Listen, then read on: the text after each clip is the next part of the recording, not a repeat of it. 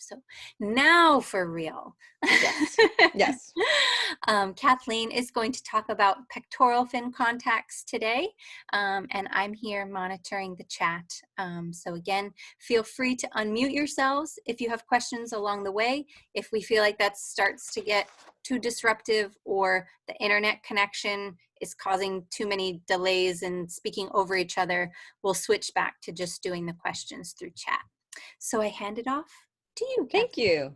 And just a fair warning to most of you, there are two beings behind me on the floor behind, you could say that they're on the beach behind me, but they're literally on the floor behind me, who believe that DCP stands for Dog Communication Project, not Dolphin Communication Project. And they've been treated and walked and should just listen quietly, but occasionally they may interject or ask their questions. So I'm hoping not. But as most of you know, we're going to chat a little bit more about pectoral fin contacts and how, when, and why dolphins share contact with their flippers or their pec fins. And most of you have read some of the papers, have been a part of some of the data processing, and know what we're talking about. So by all means, if you have questions, let me know. I'm using some new videos, so this won't be completely new, or it won't be completely a revisit from those of you that have read some of the details before. So there will be some new stuff as well. And as a brief reminder, DCP's long-term observational studies of dolphins, of dolphin communication, dolphin behavior, acoustics, etc., is non-invasive. We focus on dolphin-to-dolphin interaction and behavior at several sites, and I do love those leaping dolphin GIFs. You can see them identifying where their tails come from, or where they leap from is where they're located globally for our data collection spots, our study sites.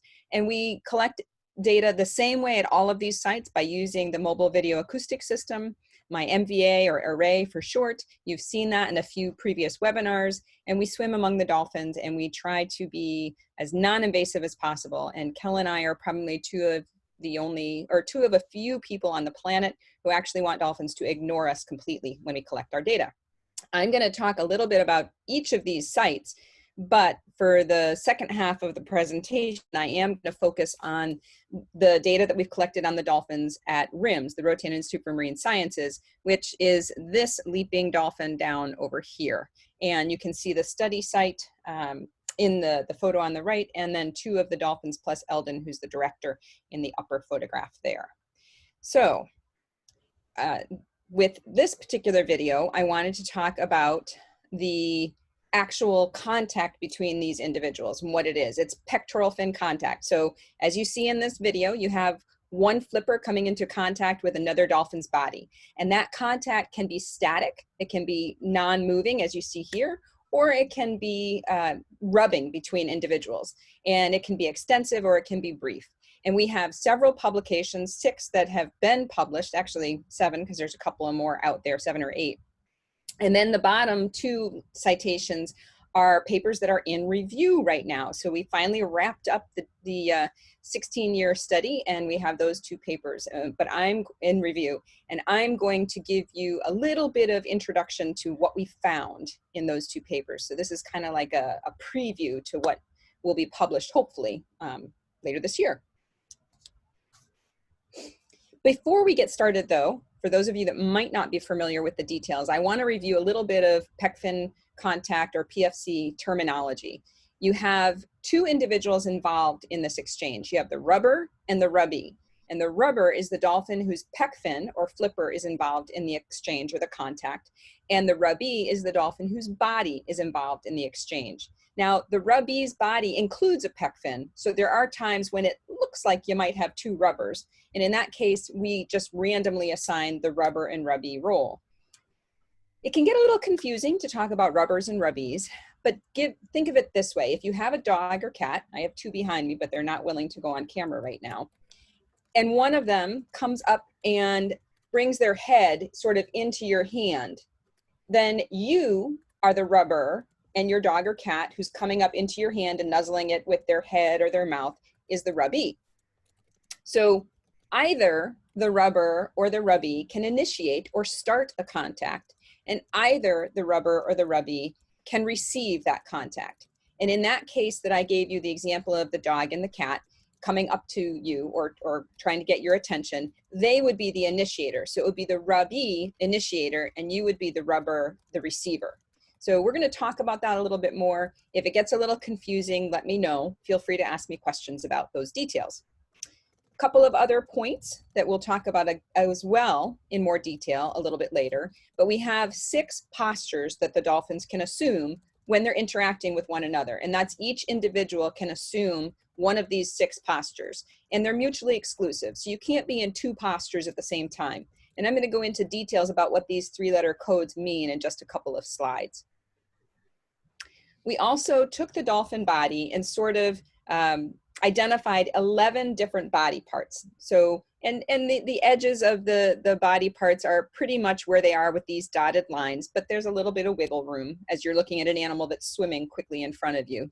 But we wanted to see, do they contact each other in different ways on the different body parts? And so that's why we sort of said, okay, well, we want to be fair here. We want to identify the different body parts. And this is in keeping with some of the other studies out there that were before our studies on Pec Fin Contact. So we could have consistency and compare to the literature, as well as to see what we were learning about how dolphins shared Pec Fin Contact on the different body parts. And just as a quick note to all of you guys, we do focus on the dolphin who initiates. So whichever dolphin is initiating the contact, that is our focus, and who they're interacting with is all support information towards the initiator of that contact. And if you want some details about how we avoided pseudo-replication and all the statistics that we used, this is the wrong talk.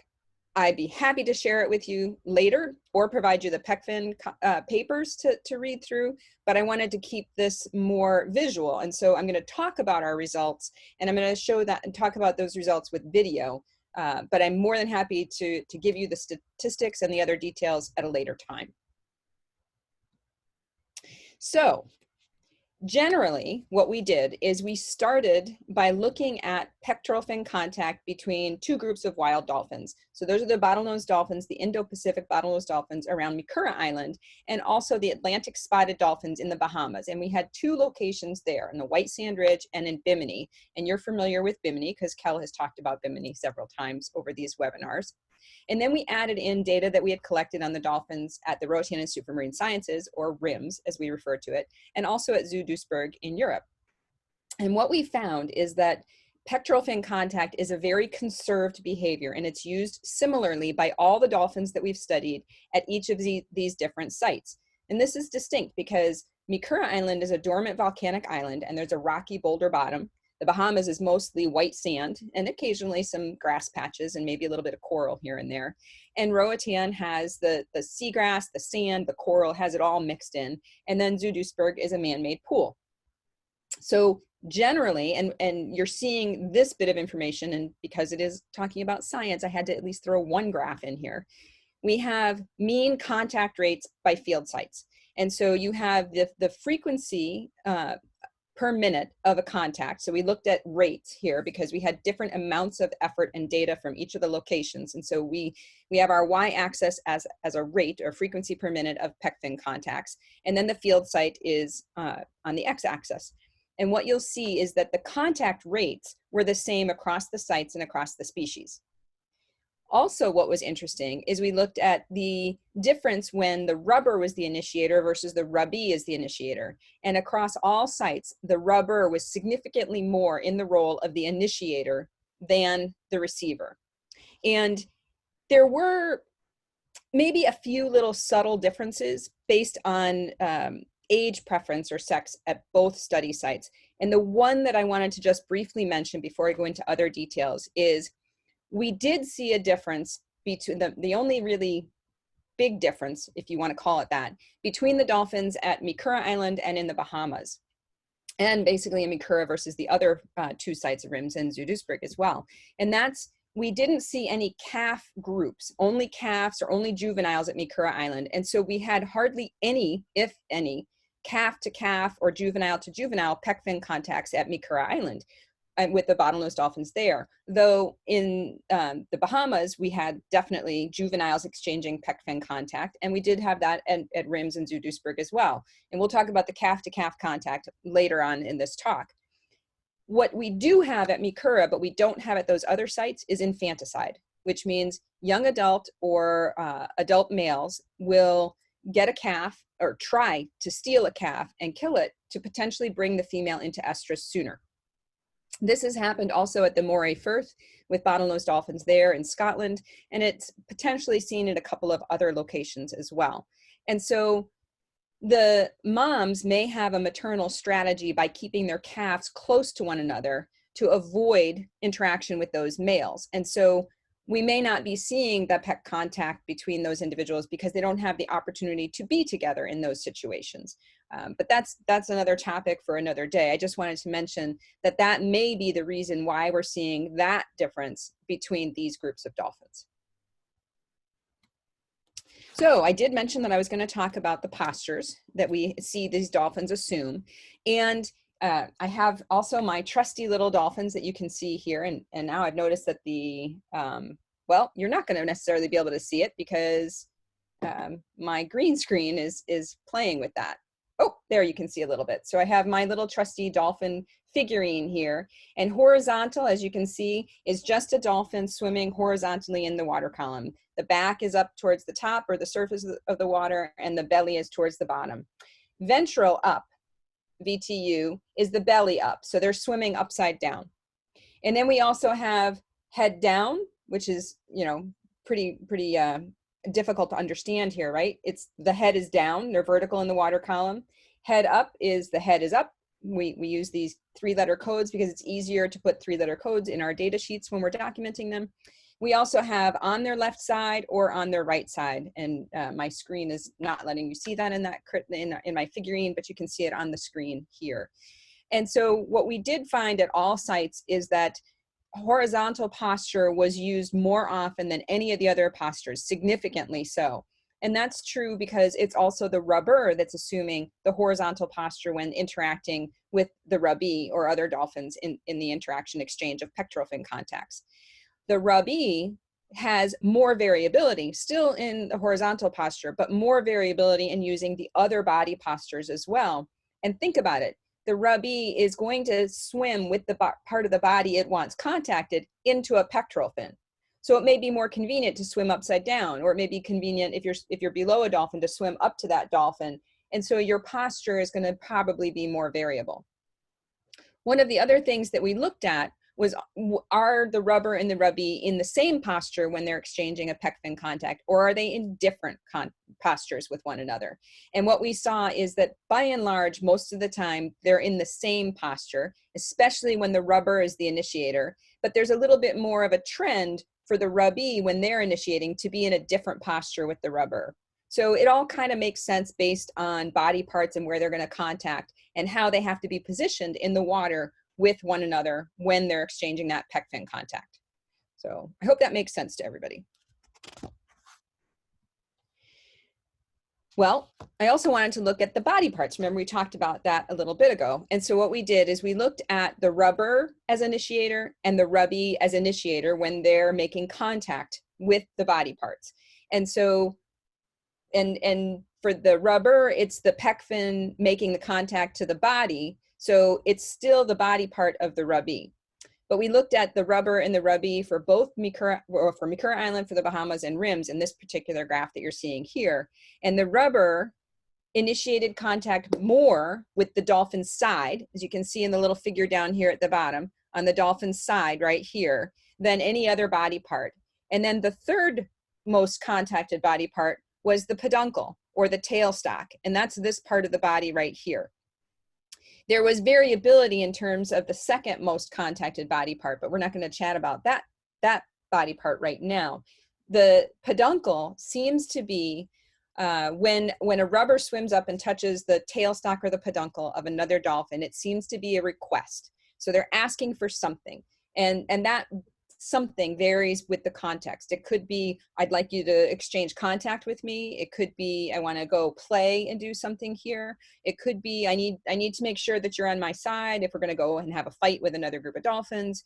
So the request, and that's the best way to term it based on what we've observed, is there usually seems to be something reciprocal after there's a contact to the peduncle by the rubber.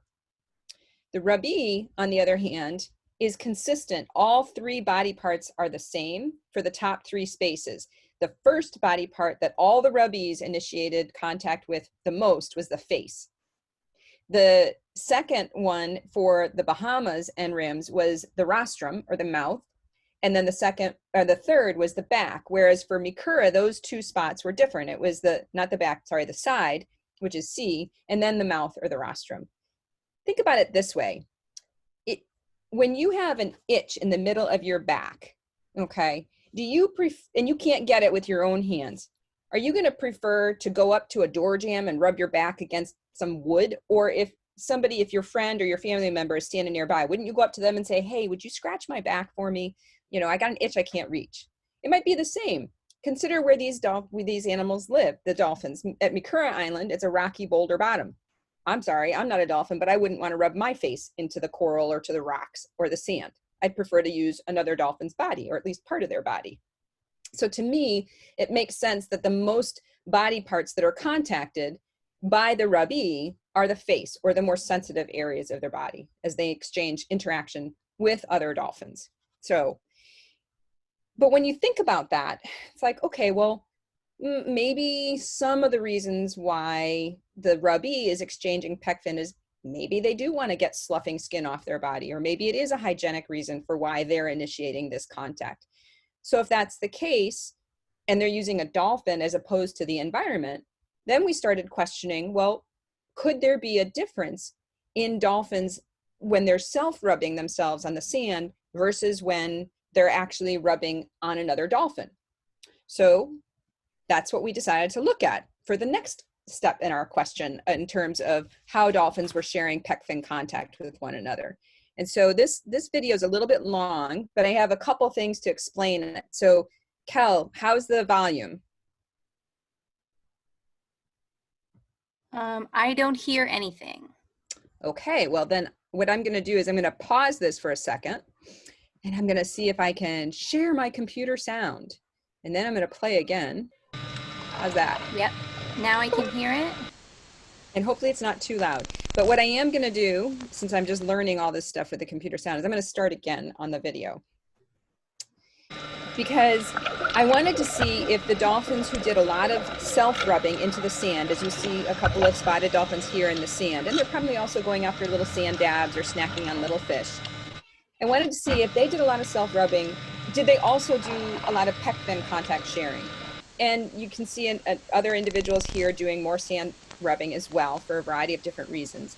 Well, self-rubbing seemed to be used for different reasons, but dolphins who did a lot of self-rubbing didn't not do a lot of pec fin contact. So they seem to have different functions for what they were doing, because if they were rubbing in the sand, they were also sharing pec fin contact, which was pretty cool in my mind. This video that you're watching right here is Nemo, and she has the distinction of not having a right pec fin. She only has her left pec fin. And we did actually document which pec fin the rubber used to initiate and share pec fin contact. And we have the ability to look at whether laterality is a factor for dolphins and how they share pec fin contact. The way Daisy and Kel looked at laterality for how bottlenose dolphins might be crater feeding and which eye they might use. But we didn't actually look at those bits of information. So we have that information, but we focused more on why the dolphins might be using it and who they might be sharing that contact with. So that's just my way of saying there's more information out there with all of this pec fin data to look at. What's interesting about Nemo is that she still shared a lot of pec fin contact with other dolphins using her left pec fin, and she received a fair bit of pec fin contact as well. So it doesn't, at least for her case, which would have been an imposed laterality, we didn't see any difference in what she received from other individuals as well.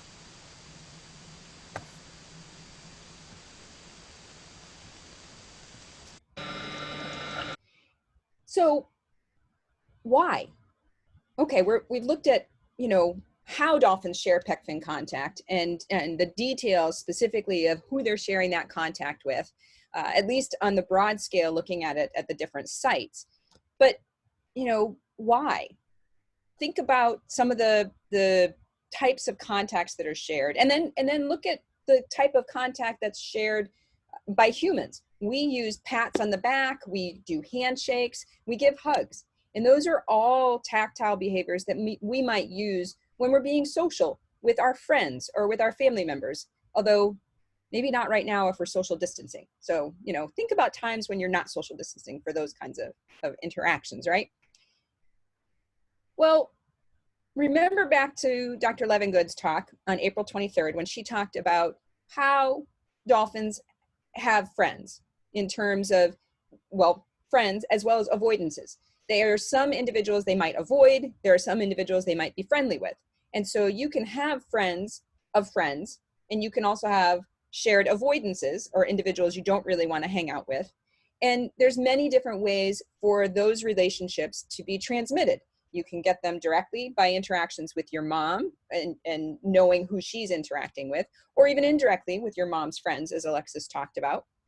But then there's also peer-to-peer. So, you know, I might have a friend who then introduces me to their friend, and then we have a variety of different friends in our networks, and maybe also some avoidances by individuals. So we can figure out that we have friends, but how would we maintain those friendships?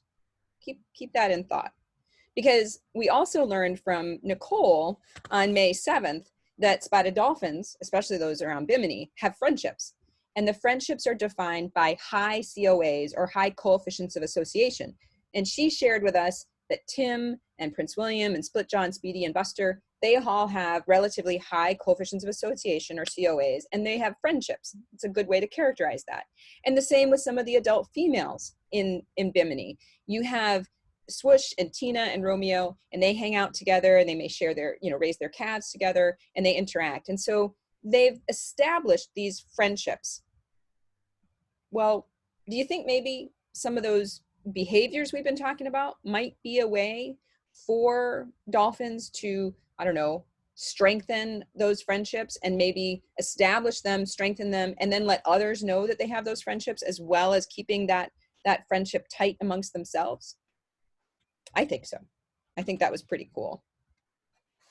So and specifically, that's what I've come to believe, is that you can see these relationships in the dolphins, but then you have to get into the nitty gritty about how they might actually set up and establish and then maintain those relationships and those interactions. And so we had looked at the sort of the 30,000 foot level of how and when Pec Fin contact is shared. And now I wanted to look into the detail of how do these pairs of dolphins, or these dolphin dyads, how do these multiple individuals get together and share Pec Fin contact with one another? Is there something we can learn about how they're using this behavior when they share information with one another on a pair level?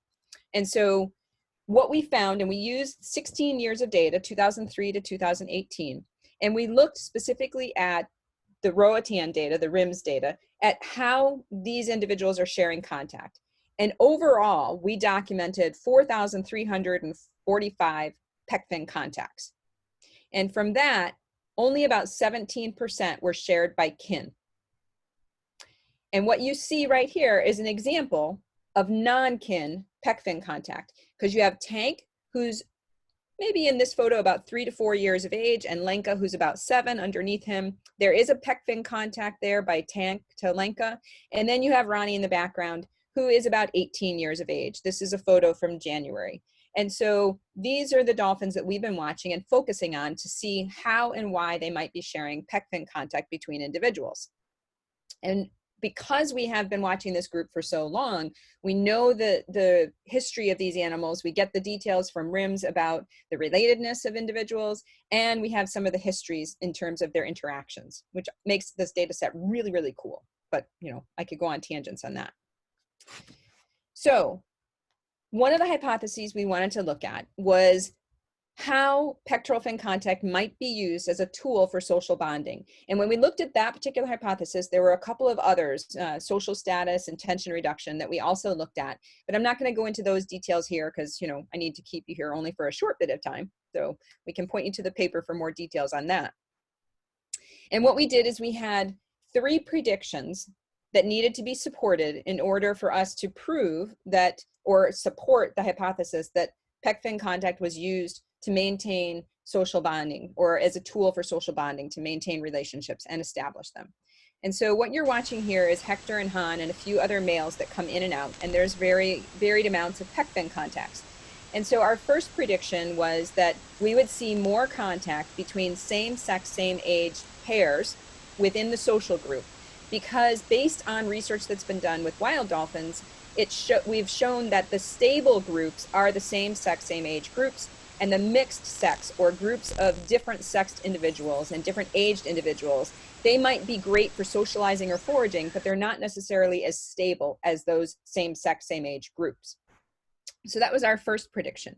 And I'm going to replay this video so I can show it to you one more time, and also explain to you that the other prediction we had was that we would expect more contact between non-kin than between kin for these exchanges, that to support the idea that Pec Fin contact was a tool for social bonding, because you need some mechanism to be able to keep those bonds between non-related individuals strong if you're going to have a solid, strong social group. The other third prediction that we expected was that Pec Fin contact would be reciprocal. So if Dolphin A exchanges a Pec contact with Dolphin B, then Dolphin B, before they go out of our view, is going to return that exchange with another Pec Fin contact, either the same or somewhat different. So spoiler alert for the paper, we proved that that Pec Fin contact was a tool for social bonding between these individuals, which is really, really cool in my mind. So one of the things that that I want to show you in a couple of videos here is to show you what we're seeing with the non-kin individuals as they exchange these behaviors and as they establish their relationships. So what you're watching right here is from January, and it's Champ and Stan, who are not related to one another. They're not family, but they're both young males. And Champ is a couple of years older than Stan. And we see a lot of Pec Fin contact between males, especially when they're juveniles, when they're teens or subadults, and when they're adults. When we see the Pec Fin contact among females is not when they're younger, but when they're adults, when they have calves of their own. And so what we're seeing here is a little bit of a reciprocal exchange between Champ and Stan, and they're younger individuals, and they're taking the time to share Pec Fin contact with one another and to learn a little bit about, hey, do I like him? Do I want to hang out with him a little bit more? And they do that, as well as at the same time, not exactly the same time, but during the same age range, they will try this with other individuals or other males. And so this video is again Stan and Champ. Is there a question, Cal? We do. We have a quick question while you're discussing kin. Yep. At RIMS, do they know the paternity as well as just the mother? They do. Yes, they do. And they, on most of the individuals, but they're learning for some others. So there were a few of the older animals that were wild caught years ago. So they don't know who their dads are or even who their moms are. But for most of the animals now, so out of the 17 right now that are 17 that are there, I think there's only 3 of the adults that were wild caught, but the others, they know, definitely they know who the moms are. And from blood work on most of the individuals, they know who the dads are. And that's been over the last couple of years they've done that. The ones they don't, for example, Tank or Sandy, they don't have positive proof of who the dad is, with the exception of the fact of the behavioral observations they've made for the certain adult males who might have been really interested in mom, you know, a year before the calf was born.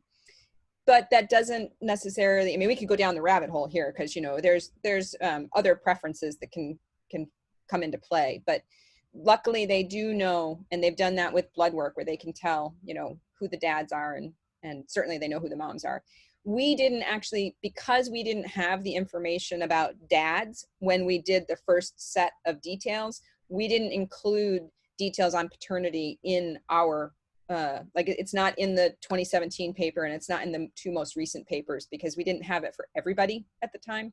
So we didn't include that for everybody. Thank you. Thank you.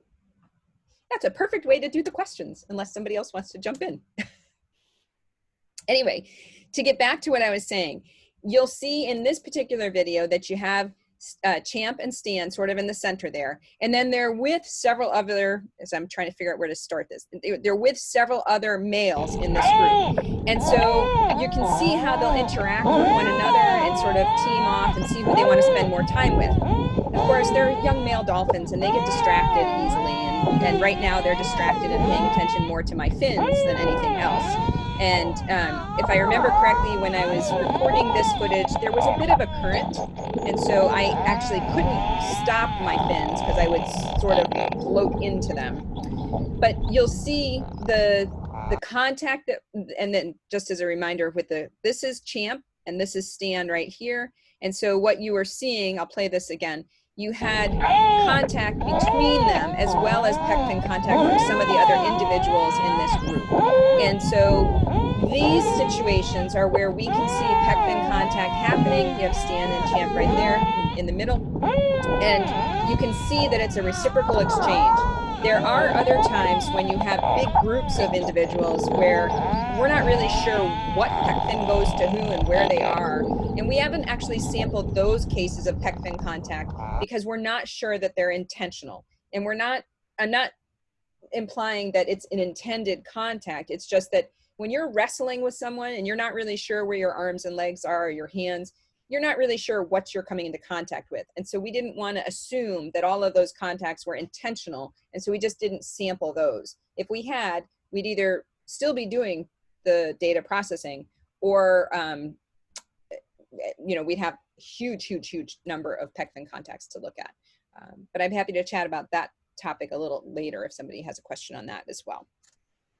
So what has played out over the years is that dolphins will, especially young males, will share Pec Fin contact with other younger individuals. And as they grow and mature, they're going to figure out who they like the most and who they want to hang out with the most. And then as they age, they're going to spend more time with that individual, but still sharing Pec Fin contact with that individual and occasionally with others as well. So we've chatted about how Pec Fin contact is used by non-kin to establish and maintain their friendships and their relationships. But what about kin? So if you remember, the total number of Pec Fin contacts is 4,300 plus. And then kin shared about 17% of those contacts. And a little more than half of the kin shared contacts are between mom and calf, and a little less between siblings and aunts, and we do have a grandmother in there, so different grandmother contacts as well. But what about moms and calves? So in this video, you're going to see right here is Tilly and her calf Sandy. And as you watch them swimming, you'll notice that there's a significant amount of contact between them, a good amount of contact between their bodies and etc. But there's no Pec Fin contact.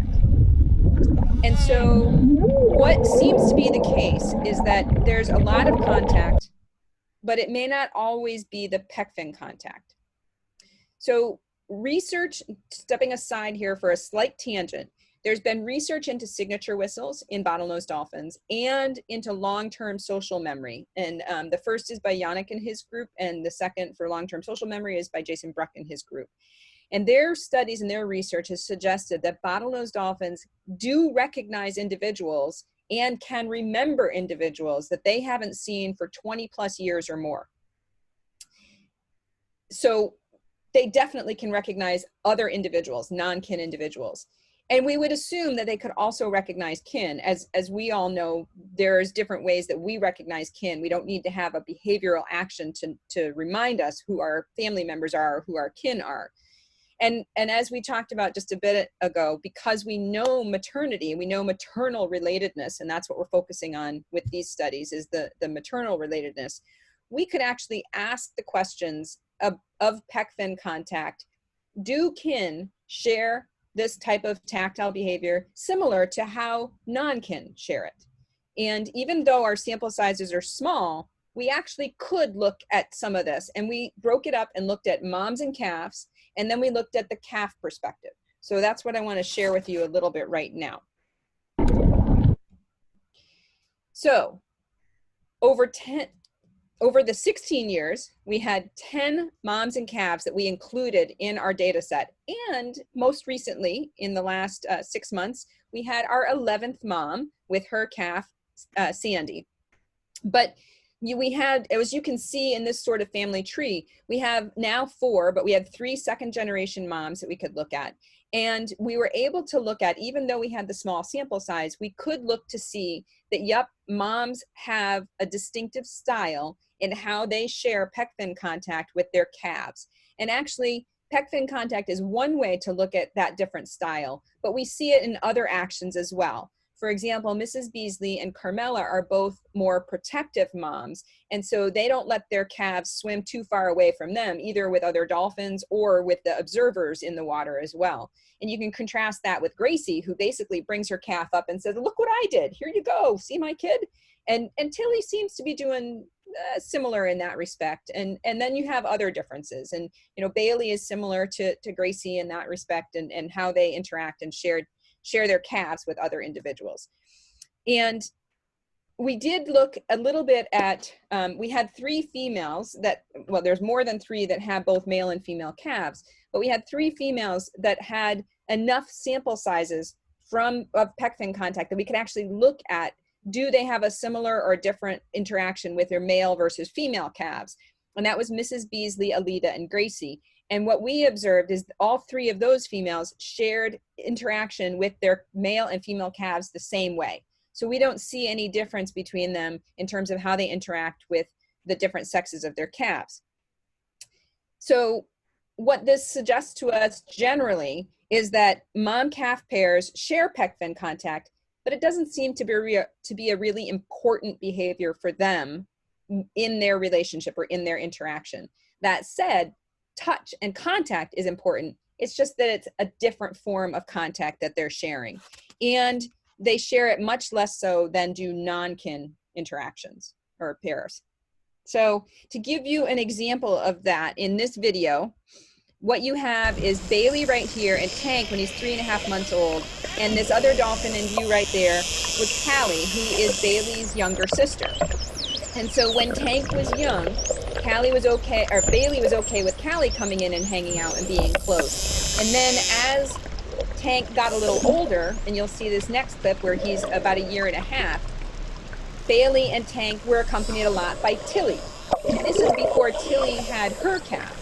So what we're seeing is that moms are potentially tolerant of other young adult females who may be pregnant or may not yet have a calf, and they get to practice and babysit the calf, and they get to practice maybe some of the behaviors they're going to need when they have their own calf and when they interact. And so what you might have also seen from this video is that there was no Pec Fin contact.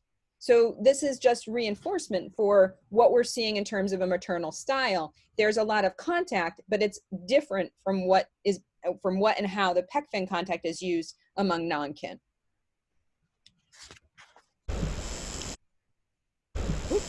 There we go. So in this particular video clip, you have Polly right here and Sandy. And Polly and Sandy aren't related. If you remember, Tilly is Sandy's mom. And you also have Callie who's going to come in and out, and Tilly will be off to the side in one of the video clips. When we looked at the calf perspective, and I'm sorry about the audio, it's me swimming against a current for some of that. So we had 11 females and 9 males for calves over those 16 years that we could look at and document. And by and large, the calves shared more Pec Fin contact of the ones they shared with their moms. And after that, they shared more contact with non-kin adults or younger juvenile individuals of the same age. And even though they did have other kin available, they didn't actually share that much pec fin contact with siblings or other relatives except their mom. And then as they got older, they shared less contact with mom, and they were learning more potentially how to use that contact with other individuals. And you can also see that even though Sandy did share pec fin contact with Polly and Callie, there's a lot of other contact that she shared as well. So I personally think that's pretty cool. And I think what this shows us and says to us is that kin and non-kin do use pec fin contact, but very differently from each other when they're sharing this particular tactile behavior. And right now you can hear Baloo trying to, maybe you can hear Baloo trying to get my attention, and I'm going to ignore her for a little bit. So in this video, I wanted to give you sort of my Pec Fin Contact takeaway. And this is Tank and Stan. And more recently, they've been hanging out together and sharing contact with one another. And Stan is a couple years older than Tank, but similar to when Stan was sharing and interacting with Champ, now you have Stan interacting with Tank. And we see that Pec Fin Contact is used more by non-kin to manage their relationships, to set up, and then to stay connected with those individuals. And while kin, especially moms and calves, might share Pec Fin Contact, it's not that important to them as it is important to these non-kin relationships or these non-kin pairs. And if you think of it this way, there's a lot of gestures that we have as humans that might vary by culture. And in some cultures, those gestures are polite, and in some cultures, maybe not so much. For dolphins, pec fin contact is across culture and it's across species. And it's used pretty consistently between non-kin to establish and maintain those relationships between individuals. And even without pec fin contact, what's become very clear is that touch is very important to dolphin society, and it helps them maintain and manage their society, their social structure. Kel? A question that was asked earlier, and we was just waiting for the right time to ask it. At any given site, were there changes in the amount of pec fin contact, like for the group as a whole over time, like where one year there was a lot and another year there wasn't as much, or was it pretty consistent over each of the study periods? For what we documented, it was actually pretty consistent over the study periods. And that's because we looked at it based on our effort. So to give you an example, in 2000, and I'm using just rims right here for this. For 2003, I was like a kid in a candy shop, and I was used to doing data collection on dolphins in the Bahamas or at Mikura Island, where your return on effort is maybe 5 to 15%. And what that means is if you spend 100 minutes looking for dolphins, you might see them for 5 or 15 minutes, depending on where you are. But this is a group of animals at RIMS that is in an area that's about the size of 3 football fields in surface area, and it's got shore to depth. And I was there for 6 weeks, and I collected 30 hours of data.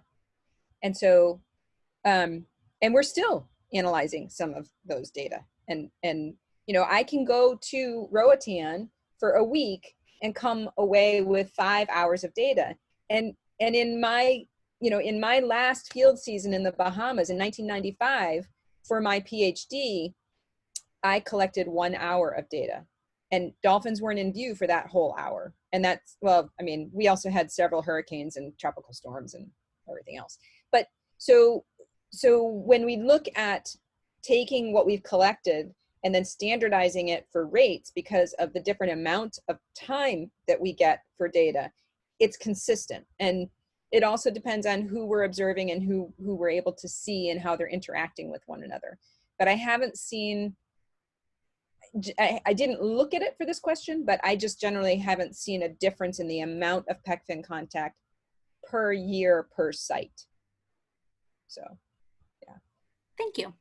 You're welcome. And that actually was my wrap up for this presentation. So I don't know if there are more questions, Kel, or if anybody else has questions. But we did have, you know, I had to end on a nice view of Tank and Stan looking at us to say woohoo and thank you for your time. And then if you'd like, Cal, we can, since most of these folks know some of the details, we Sure. can go through it Yeah, quickly. before we get to, we do have some more questions and a little Awesome. more time, I think. So, but just to remind folks that you can find our recorded webinars and usually kind of the schedule for the next week or so under the education tab under our website. If you prefer to watch them on YouTube, they're also posted there. Clever, you can just search for Dolphin Communication Project on YouTube and you'll find us. And then what else do Next we slide. have, Kathleen? Our next ones. Yes, our podcast is always available wherever you get your podcasts. I am way behind the times, so you all know that better than me. And then we have our next dolphin lesson on Tuesday, and I'm going to share the story of spotted dolphin ID number 104 and his, Cool. shall we call it, adventure, stranding, getting rescued, getting rehabilitated, and getting released back here in Bimini. So that's next week, back to the 1 o'clock time. Okay. And then next Thursday, we're going to be joined by Dr. David Rosen, and he's going to talk about diving in marine mammals. So a bit more physiology as opposed to just the behavior. So those, and again, that's back to the 1 p.m. time slot since he's out on the West Coast. So just reminders to everybody how to keep learning. And then you all know how to support us and our social media, follow us, share our stuff, all that good stuff. And a reminder that those first 3 things on the slide there, those are purchases or donations, things you can do directly on the DCP website. And for every $15 that someone spends, you can choose, or we can choose for you, but every $15 we will donate an Adopt a Wild Dolphin electronic kit to someone who's just having a hard time right now. Maybe it's because they're an essential worker and they're working really hard while I'm safe at home, or they're just having a really tough time and could use a cheer up. So that's just our little way of hopefully contributing during this crazy time. And a reminder, if you want to be entered into today's drawing for one of those e-kits, make sure you put in your email address into the chat before we end the meeting, and then we'll do a fair and square drawing at the end. Cool. So our questions, one, this was a lot about pectoral fin contact, but you did obviously talk about the other parts of the body. What do researchers know about the sensitivity of the pectoral fin versus other parts of the body?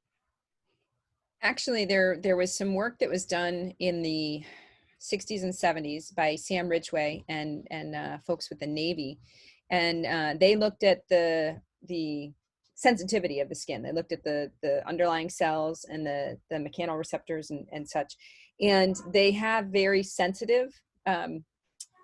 There's sensitive body parts, around the face, around the genitals.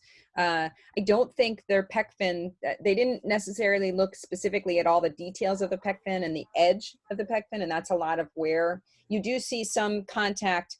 I'm losing my hand on the bottom of the pec fin, but it's a lot on the edge right there. And it is sensitive, not as sensitive as some of, the more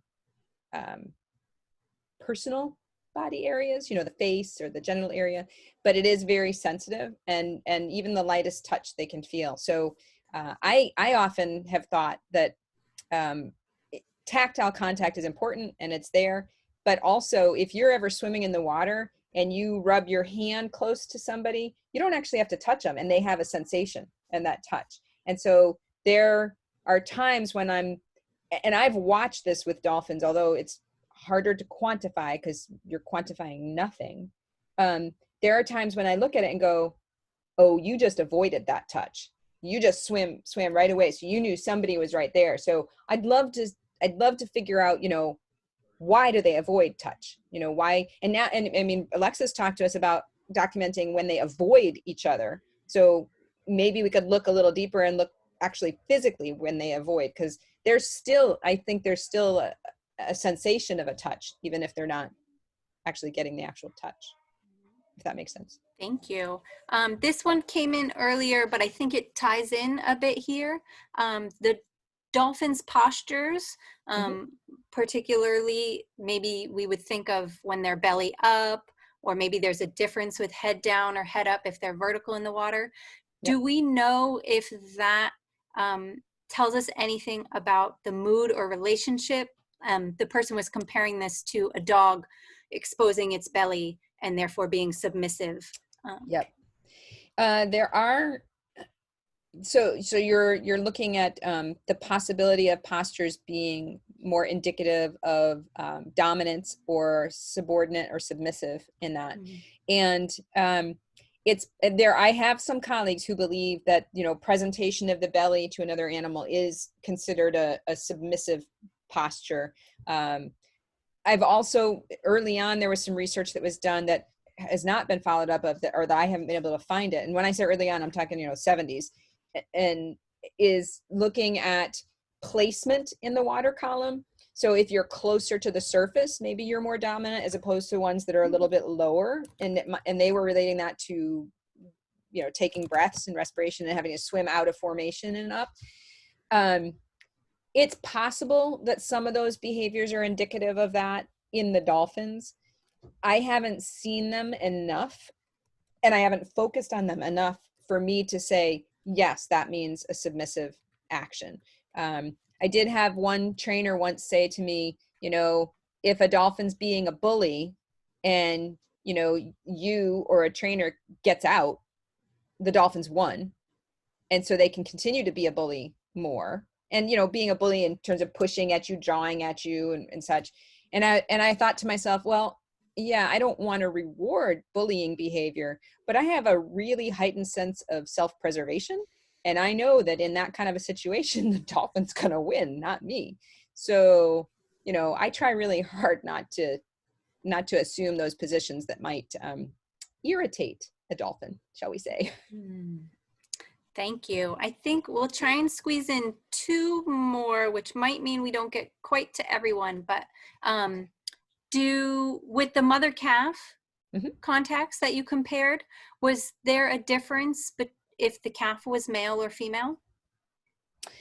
No, for what we saw, we didn't. I mean, there were some moms who had both male and female calves, and some who only had one for the years that we were looking at. But when we looked at the females that had both male and female calves, we didn't see that the moms had any difference interaction with the male or female calves. The only difference that we saw based on gender or based on their sex was that younger females didn't really share pec fin contact with each other at all, whereas young males did. And then young males, you know, teenage males, adult males, all shared pec fin contact. Young females, not so much. But then when the females had calves, they did share a lot of pec fin contact with other adult females.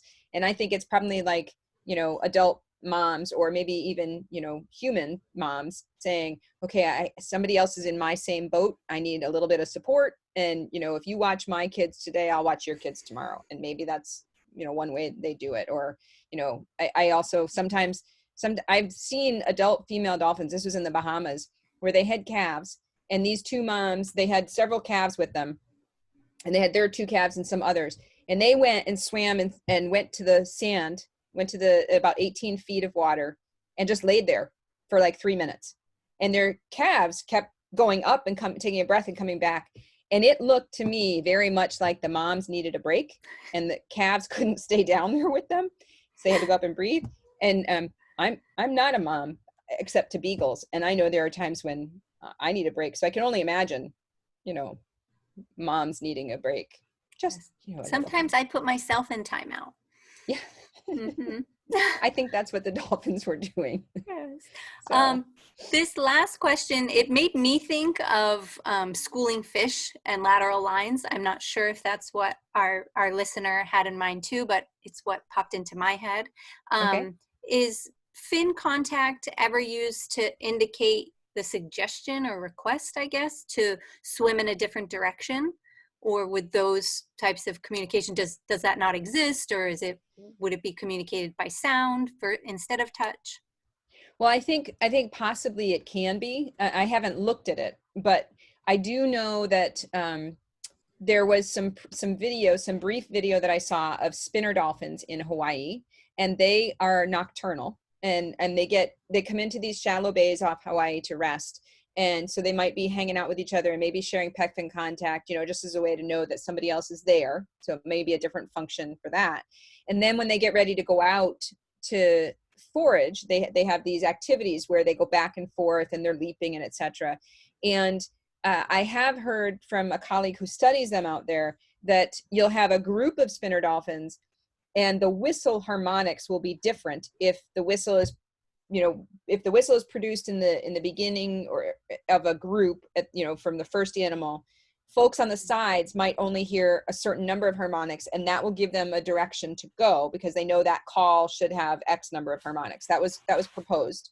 And I would think that probably if you're swimming in a certain way and you get brushed up on by Pec Fin contacts, or you don't and you should be going a certain way, that it could be used that way. But I haven't, and I think you do see dolphins swimming in larger groups, and sometimes they're in contact with one another and sometimes they're not. I just haven't looked at the details of that. And it's probably because when you have a large group, you may think they're in Pec Fin contact, but you can't see it. And so for when we are documenting the contacts, we have to see the actual contact. If we don't see the contact, we don't document it because we can't just guess. Or at least not in science, we can't guess. Nope. Awesome. Well, thank you so much, Kathleen, and thank you to Thank you. everyone who joined today.